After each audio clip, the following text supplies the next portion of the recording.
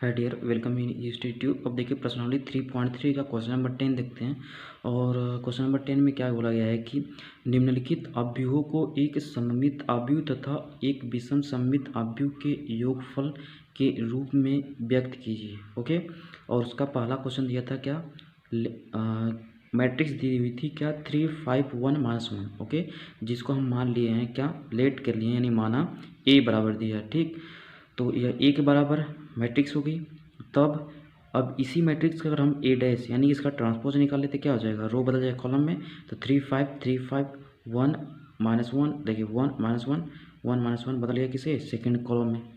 उसी तरह से ठीक, अब देखिए फर्स्ट स्टार में पहले क्या काम करते हैं, सममित अवयव निकालते हैं। ओके, क्योंकि सममित अवयव और विषम सममित अवयव का हमें योगफल निकालना है। तो सममित अवयव पहले निकाल लेते हैं। तो सममित अवयव equal 1/2 in bracket A plus A dash. Okay, तो देखिए 1/2 तो रहेगा ही। अब ए वाली मैट्रिक्स जो क्वेश्चन में भी अभी देखे हम लोग, ए वाली मैट्रिक्स को यहाँ पर रख लेते हैं, प्लस फिर ए डैश की भी मैट्रिक्स निकाले थे उसको रख लेते हैं। अब इन दोनों मैट्रिक्स को आपस में जोड़ लेना है।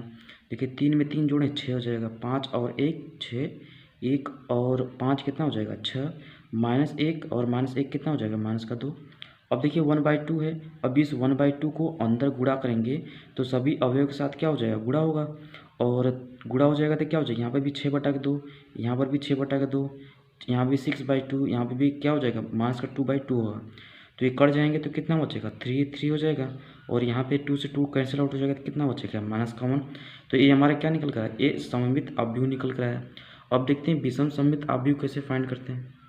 तो देखिए विषम सममित अवयव क्या बोलता है कि विषम सममित अवयव equal 1/2 in bracket A minus A dash. Okay, तो जैसे हम सममित अवयव में क्या करते हैं कि जोड़ते हैं, उसी तरह से विषम सममित अवयव में घटाते हैं। ठीक, तो 1/2 तो रहेगा ही। अब ए वाले मैट्रिक्स यहाँ पे रख लेते हैं, अब यहाँ पे माइनस कर लेते हैं क्योंकि घटाना है। और ए डैश की मैट्रिक्स रख लेते हैं। अब इन दोनों को घटा लीजिए, तो 3 में से 3 घटाएंगे कितना हो जाएगा 0, 5 माइनस का 1 कितना हो जाएगा 4, 1 माइनस का 5 करेंगे तो माइनस का 4, -1, देखिए माइनस माइनस प्लस हो जाएगा। और ये -1 + 1 कट जाएगा तो आपस में कितना 0 हो जाएगा। अब देखिए 1/2 अंदर करेंगे तो इसके साथ गुणा हो जाएगा, सभी अवयव के साथ गुणा हो जाएगा। तो यहाँ पे 4/2 हो जाएगा तो कितना आ जाएगा 2, यहाँ पे भी 4/2 होगा तो यहाँ पे कितना हो जाएगा -2। ठीक, अब देखिए नेक्स्ट स्टार में क्या करते हैं कि दोनों अवयव को जोड़ना है, मतलब सममित अवयव और विषम सममित अवयव को आपस में जोड़ लेना है। तो हम उसको p के बराबर मान लेते हैं। ठीक, तो देखिए ये सममित अवयव का फार्मूला था, प्लस विषम सममित अवयव का ये फार्मूला है। अब इन दोनों की जो मैट्रिक्स, इनकी सहायता से जो मैट्रिक्स सॉल्व किए थे उसको यहाँ पर रख लेते हैं। फिर देखिए बीच में प्लस, इसकी सहायता से जो मैट्रिक्स निकल कर आई थी उसको यहाँ पे रख लेते हैं। इन दोनों को जोड़ लीजिए, तो जोड़ने के बाद ही क्या आता है, 3 में 0 ऐड करेंगे तो कितना हो जाएगा 3, 3 में 2 ऐड करेंगे तो 5, 3 में -2 जोड़ेंगे, देखिए 3 - 2 कितना हो जाएगा 1, -1 0 कितना हो जाएगा -1 आएगा। तो ये p बराबर निकल कर आ रहा है। तो देखिए ये जो निकल कर आ रही है मैट्रिक्स वो किसके बराबर आ रही है, जो हमारा क्वेश्चन है ए के बराबर, यानी ए बराबर जो मैट्रिक्स दिया गया है उसके बराबर आ रहा है, मतलब 3 5 1 -1। तो देखेंगे तो ए के बराबर ही आ रहा है। तो देखिए जो कि ए के बराबर आ रहा है, अतः हम, और देखिए हम लोग लिख सकते हैं क्या, अतः दी गई अवयव सममित अवयव तथा विषम सममित अवयव का जोड़ है। ओके, मतलब 10 का क्वेश्चन नंबर 2 है। तो उसमें दिया था क्या, मैट्रिक्स दी हुई थी, अब उसको हम लेट कर लेते हैं, मान लेते हैं किसके बराबर है, वो दिया है ए के बराबर दिया है। और जो मैट्रिक्स दी थी क्या दी थी, 6 -2 और 2 -2 3 -1 2 -1 3। ओके, तब ए डैश बराबर क्या हो जाएगा, ए डैश निकालना हमें है। तो ए डैश कैसे निकालेंगे, ए डैश का मतलब होता है कि रो बदल जाती है किसमें, कॉलम में। देखिए पहली रो बदल गई पहले कॉलम में, देखिए 6 -2 2 6 -2 2। अब सेकंड जो रो है वो बदल जाएगा किसमें, सेकंड कॉलम में। तो -2 3 -1 -2 3 -1। थर्ड रो बदल जाएगी किसमें, थर्ड कॉलम में, देखिए 2 -1 3 2 -1 3।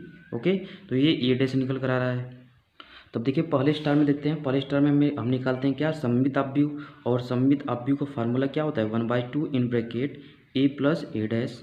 ठीक, तो देखिए 1/2 तो रहेगा ही। अब ए की मैट्रिक्स, अभी देखिए ऊपर देखें तो ए की मैट्रिक्स हम रख लेते हैं, प्लस ए डैश की मैट्रिक्स रख लेते हैं। अब इन दोनों को जोड़ लेना है। देखिए 6 में 6 जोड़ेंगे तो 12, -2 कितना, माइनस का 4, 2 में 2 जोड़ेंगे तो 4, -2 माइनस का 4, 3 और 3 6, -1 -2, 2 और 2 4, -1 -2, 3 और 3 6 हो जाएगा।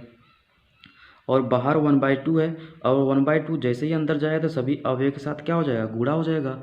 मतलब 12/2 हो जाएगा, 4/2 हो जाएगा, फिर 4/2 हो जाएगा, -4/2 हो जाएगा, फिर 6/2, -2/2, 4/2, -2/2, 6/2 हो जाएगा। ठीक, तो जब बटा के 2 हो जाएगा तो इसको सॉल्व कर लेंगे तो 6 आ जाएगा, -2 2 -2 3 -1 2 -1 और 3 आ जाएगा। ठीक, तो ये अभी हमारा निकल कर आ रहा है क्या, सममित आव्यूह निकल कर आ रहा है।